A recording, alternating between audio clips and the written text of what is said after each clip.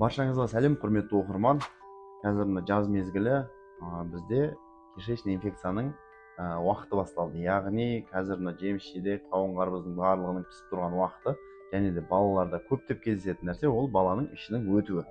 Енді осы тарапта сізде көптеген сұрақтар болуы мүмкін. Баланың іші неге өтеді, оны қалай тоқтатуға болады, не берген дұрыс, қазіргі уақытта қай дәрі жақсы әсер етіп жатыр балаларға, немесе қандай қаупі бар, қандай асқынуға алып келуі мүмкін, немесе баланың іші өткен кезде неден қорқуымыз керек.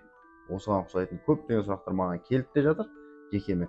Сол сұрақтардың барлығына осы видеода сіздерге жауап беремін. Сіз лайк басып менің каналыма тіркеліп алыңыздар. Сіздермен дәрігерлеріңіз Абылай Қалдарбек.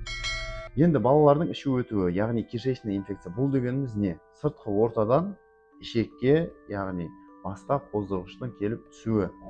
Ол өз тарапында ішектің флорасын бұзып, ол жердегі түрлі қабыну процестеріне алып келуі мүмкін.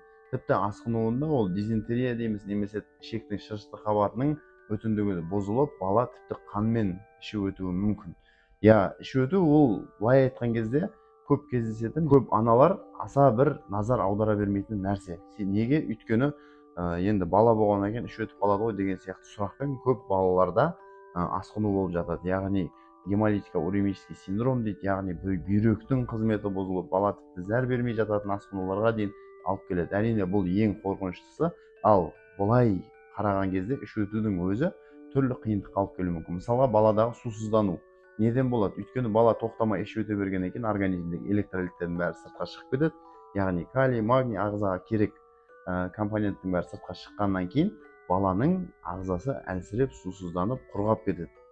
Енді бұл өз тарапында не істеуіміз қажет, және оны болдырмау үшін не істеу керек? Енді сіз үй жағдайында не істей аласыз?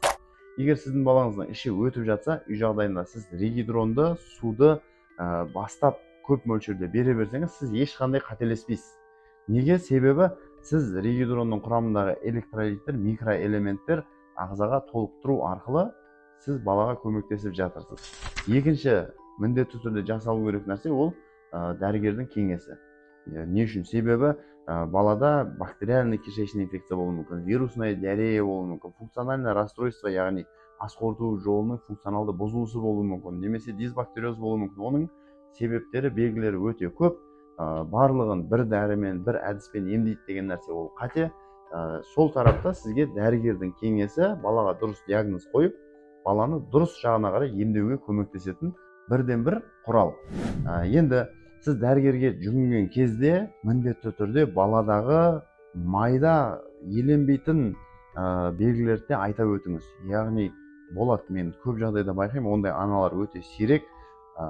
Бұлай айтып беретін аналар бар да, балам бүгін азында ұйқыдан оянды, ұйқыдан оянған кезде күндегіден басқаша болып оянды, одан кейін жаңағы кіші дәреті күндегіден аз болып шықты, тамақ жеген кезде обычно 5 қасық жейді, бүгін 4 қасық жеді деген сияқты мелочтарына дейін айтып беретін аналарды мен өзім жақсы көремін. Неге? Өйткені аурудың, диагноздың 80% анасының сөзіне қарай қойылады.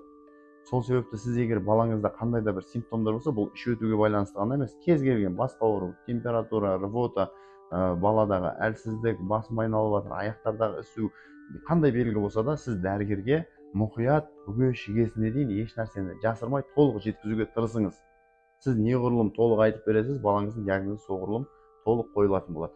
Енді іш өтуге оралайық. Іш өтуді біз қалай емдейміз? Бірінші кезекте бізде үлкен дәретті капрология аламыз, яғни капрограмма дейміз. Капрологияда бізде лейкоциттерді, эритроциттердің барлығын анықтаймыз, және үлкен дәреттің өзінің бак пассивін алу керек болады. Себебі қандай қоздырғыш, қандай дәрі-дәрмекке сезімтал екендігін анықтау керек. Енді қалғаны ол жаңа анасының анамнез дейміз, анасының айтқан шағымдарына байланысты біз ориентир алып, ары қарай емдейтін боламыз.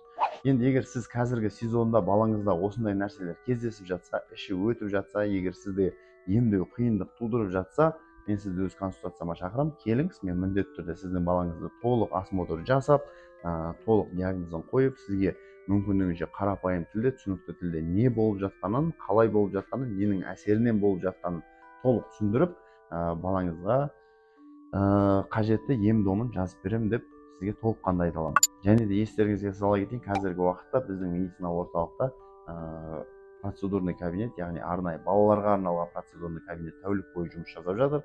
Кез келген уақытта, күндіз болсын, түн болсын, тәулігіне 24 сағат келіп балаңыздың ем-домын алсаңыз болады, дәрігердің кеңесінен алсаңыз болады. Толық зерттеуден өтіп, балаңызды толыққанды емдетіп алуға мүмкіндігіңіз бар. Егер қандай да сұрақтарыңыз болса, описанияға мен өзімнің номерімді, инстаграмымды, тиктогымды барлығын қалдырып кетемін. Сізге қай жақтан ыңғайлы, қалай ыңғайлы, солай хабарласыңыз. Міндетті түрде сізге көмектесетін боламыз. Ал дәл осы видеоны егер соңына дейін көрген болсаңыз, міндетті түрде лайк басыңызды, менің каналыма тіркеліп алуды ұмытпаңыздар.